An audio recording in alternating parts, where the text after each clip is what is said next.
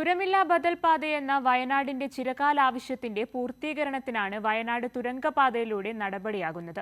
വയനാടിന്റെ മാത്രമല്ല കേരളത്തിന്റെ കാർഷിക വ്യാപാര ടൂറിസം മേഖലകളുടെ കുതിച്ചുചാട്ടത്തിനാകും വയനാട് തുരങ്കപാത വഴിയൊരുക്കുക.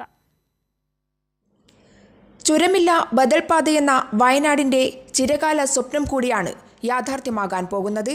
വയനാടിന്റെ യാത്രാ ദുരിതം പരിഹരിക്കുന്നതിനുള്ള ആനക്കാംപൊയിൽ കള്ളാടി മേപ്പാടി തുരങ്കപാതയ്ക്ക് സംസ്ഥാന പരിസ്ഥിതി ആഘാത നിർണയ അതോറിറ്റി അനുമതി ലഭിച്ചതോടെ പദ്ധതി യാഥാർത്ഥ്യമാവുകയാണ്.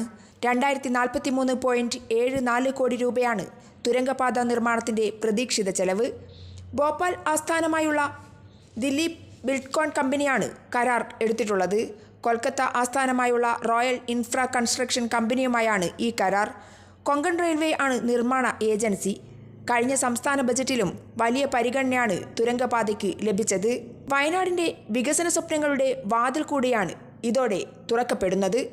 ഇപ്പോൾ ഈ തുരങ്കപാത യാഥാർത്ഥ്യമാവുന്നതോടുകൂടി വയനാടിൻ്റെ യാത്രാ പ്രശ്നങ്ങൾ പരിഹരിക്കപ്പെടും. വയനാടിൻ്റെ ടൂറിസം സാധ്യതകളും വലിയ രൂപത്തിൽ വികസിക്കുന്ന നിലയിലേക്ക് വരും.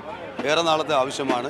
തീർച്ചയായും കേരളത്തിലെ ഇടതുപക്ഷ ജനാധിപത്യ മുന്നണി സർക്കാർ തുടർച്ചയായി വയനാടിനോട് അങ്ങേയറ്റം കരുതലോടുകൂടിയാണ് പല പ്രവർത്തനങ്ങളും സംഘടിപ്പിച്ചുകൊണ്ടിരിക്കുന്നത്.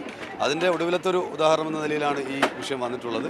2144.50 കോടി രൂപയാണ് ബജറ്റിൽ സംസ്ഥാന സർക്കാർ വകയിരുത്തിയത്. മുഖ്യമന്ത്രി നേരിട്ട് വിലയിരുത്തുന്ന പദ്ധതികളിൽ ഒന്നാണ് വയനാട് തുരങ്കപാത എന്ന പ്രത്യേകത കൂടിയുണ്ട്.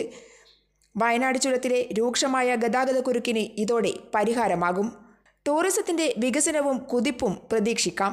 കാർഷിക മേഖലയിലും വ്യാപാര മേഖലയിലും ചരക്ക് നീക്കം സുഗമമാകും. അങ്ങനെ വയനാടിന്റെ മാത്രമല്ല കേരളത്തിലെ സഞ്ചാരപ്രേമികളുടെയും വികസന പ്രേമികളുടെയും സ്വപ്നങ്ങളുടെ വാതിൽ കൂടിയാണ് ഇതോടെ തുറക്കപ്പെടുക. വയനാട്ടിൽ നിന്നും PV ജോഷില.